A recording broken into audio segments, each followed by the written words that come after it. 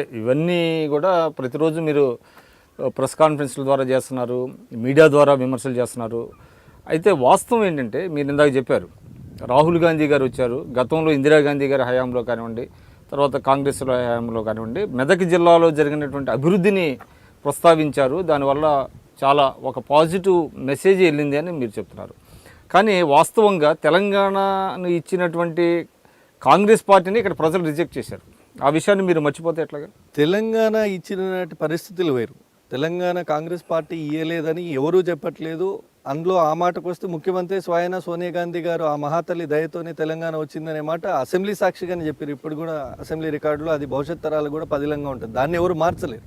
కానీ అప్పటికే 10 ఏళ్ళు అధికారం ఉండటం వల్ల ఒకటి, అప్పటికి వరుసగా మూడు ఎన్నికలు, సర్పంచులు, జెడ్పీటీసీ, ఎంపీటీసీ ఎలక్షన్ల తర్వాత ఈ ఎన్నికలు రావటం వల్ల ఆ ఎన్నికలలో కాంగ్రెస్ ఒక థండర్ మెజారిటీతో వచ్చి చివరాఖరికి అసెంబ్లీ 2 అటేసినాం కదా, ఒకటి ఇటేద్దామని ఒక క్షణికావేశంలో తెలంగాణ ఈయన చెప్పేటువంటి మాయ మాటలను నమ్మి, ఆయన చూపించే విజువల్ వండర్ గ్రాఫిక్స్ని నమ్మి నిజంగానే ప్రజలు తెలంగాణ వచ్చింది ఇట్లా తయారు చేస్తాడేమో అనే ఒక భ్రమపడి ఆయన వైపు మొగ్గు చూపిన మాట వాస్తవం. దాన్ని కాంగ్రెస్ పార్టీ ఓటమిని అంగీకరించింది. దాన్ని ఆ పూర్తి స్థాయిలో లోతుగా అధ్యయనం చేసిన తర్వాతనే మళ్ళీ ముందుకు పోతున్నాం. అయితే ఈ రోజున్న పరిస్థితి, నాడేమన్నారు, ఇంటికో ఉద్యోగం ఇస్తాన్నారు. రాహుల్ గాంధీ గారు చాలా స్పష్టంగా అడిగిండ్రు, తెలంగాణ ఏర్పాటు చేసిందే, ఇక్కడ ఆకాంక్ష కోసం తెలంగాణ ఉద్యమం చేసిందే నీళ్లు, నిధులు, నియామకాల కోసం. మన నిధులు మనం ఖర్చు పెట్టుకోవాలంటే అది ఎక్కడైనా జరిగిందా? కేవలం ఆంధ్ర కాంట్రాక్టర్లకు దోచిపెట్టేటట్టుగానే ఉంది వ్యవహారం. ప్రతి సంవత్సరం బడ్జెట్లో 25-30 వేల కోట్ల రూపాయలు ఆంధ్ర కాంట్రాక్టర్ల చేతులు అప్పనంగా అప్పచెప్పి కమిషన్లు దండుకొని వాళ్ళ కుటుంబం బతుకుతూ ఉంది కమిషన్ల మీద. దాన్ని ప్రస్తావిస్తూ, రెండోది ఉద్యోగాలు వస్తాయి అన్నారు. 1,07,000 ఉద్యోగాలు అన్నారు. ఒక దశలో ఇంటింటికో ఉద్యోగం ఇస్తామన్నారు.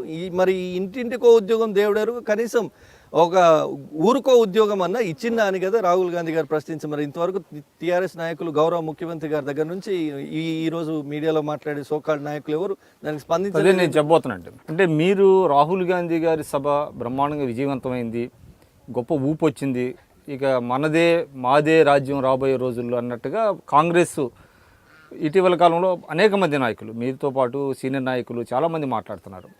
అయితే మీరు అన్నట్లుగా అసలు అటు నుంచి కనీస రెస్పాన్స్ కూడా లేదు.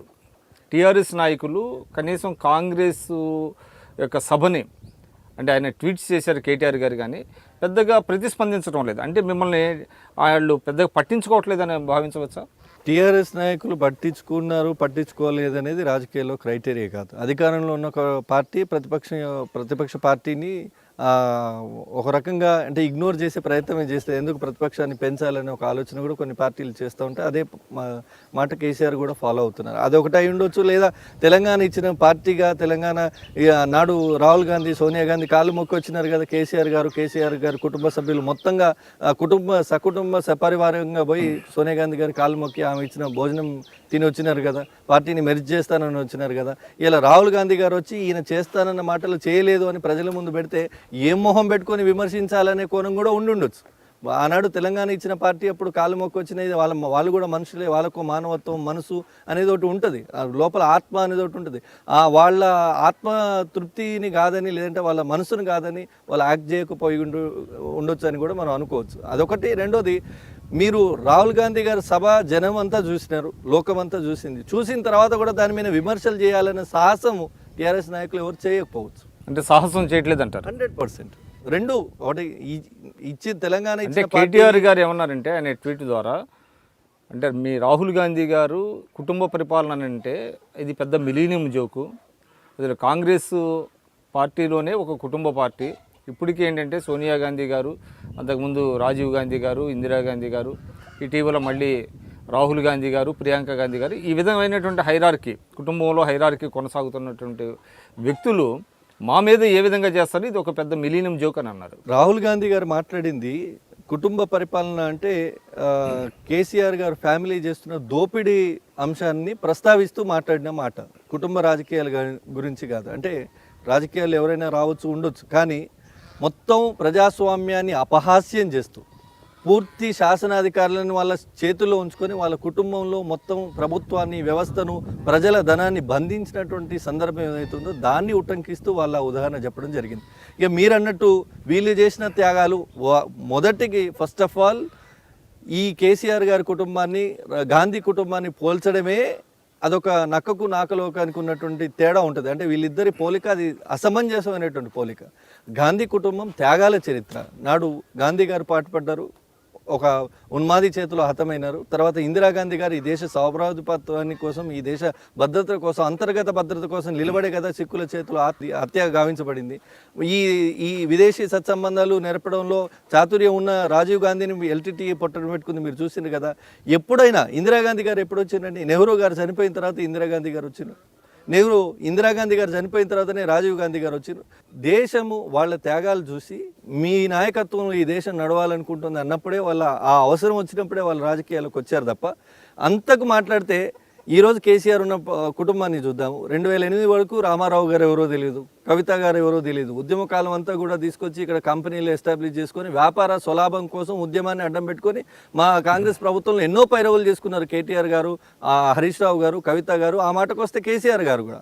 సో వాళ్ళు ఆర్థికంగా స్థిరపడడానికి ఉద్యమాన్ని వాడుకున్నటువంటి వ్యక్తులు వీళ్ళంతా కూడా. సరే ఏదో ప్రజలందరూ కలిసి వచ్చిండ్రు, మా నాటి విద్యార్థులు ఉద్యోగులు అందరూ కలిసి వచ్చారు కాబట్టి తెలంగాణ ఈరోజు ప్రజల ఆకాంక్ష మేరకు కాంగ్రెస్ తెలంగాణ ఏర్పాటు చేసింది. ఏర్పాటు చేసిన తెలంగాణలో నాడు సోనియా గాంధీ గారు 2004లో అధికారంలోకి వచ్చినటువంటి మెజారిటీ యూపీఏ ఏదైతే కాంగ్రెస్ నేతృత్వంలో నడిచిన కూటమి బంపర్ మెజారిటీతో సీట్లు గెలుచుకున్న తర్వాత సోనియా గాంధీ గారు ప్రధాని కావాలంటే కాకుండా వల్ల, కానీ ఇక్కడ కాకుండా ఆమె దూరంగా ఉండి ఒక మైనార్టీ వర్గానికి చెందిన సిక్కుని తీసుకొచ్చి ఒక మేధావిని తీసుకొచ్చి ఈ దేశానికి ప్రధానం చేసింది. అది ఆమె త్యాగం.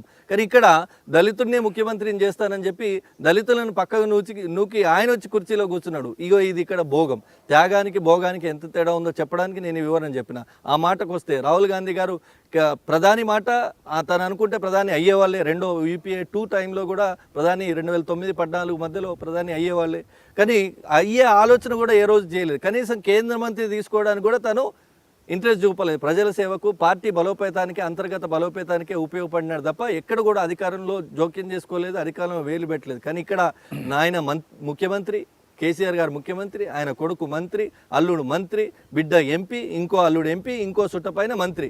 ఇట్లా 90% బలహీన వర్గాలు ఉన్నటువంటి బడుగు బలహీన వర్గాల తెలంగాణ రాష్ట్రంలో 0.6% ఉన్నటువంటి కుటుంబం నుంచి మొత్తం 18 మంది మంత్రుల్లో 4 వీళ్ళే దాపురిస్తే మరి తెలంగాణ ఎటుపోవాలి? ఏది తెలంగాణ అన్ని వర్గాల ప్రజలకు ఫలాలు అందుకునే అన్న తెలంగాణను కేవలం వాళ్ళ కుటుంబము, వాళ్ళ వ్యవస్థ వరకే బందీలుగా చేసింది. కాబట్టి రాహుల్ గాంధీ గారు ఆ మాట మాట్లాడాల్సి వచ్చింది. సిగ్గుపడాలి.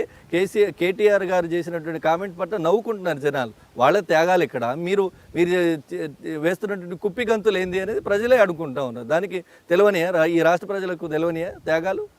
గాంధీ కుటుంబ త్యాగాలు ఈ రాష్ట్రానికి, ఈ దేశానికి ఒక కొత్తనా? మీరు చూస్తున్నారు ఐ డ్రీమ్ న్యూస్ని. మీరు చూస్తున్నది ఐ డ్రీమ్ న్యూస్. అంటే కళలని నిజం చేస్తూ ప్రజలకి నిజాలని కళల ద్వారా తీసుకొచ్చే ఐ డ్రీమ్కి మై బెస్ట్ విషెస్. మీరు చూస్తున్నది ఐ డ్రీమ్ న్యూస్. మీరు చూస్తున్నారు I dream channel. For more videos please subscribe I dream. మరిన్ని వీడియోల కోసం ఐ డ్రీమ్ని సబ్స్క్రైబ్ చేయండి. Please subscribe I dream. And I'm very much satisfied with the way interview went on. Kindly subscribe to I Dream. For more videos, subscribe to iDream. And loads of fun entertainment and content. Do watch I Dream.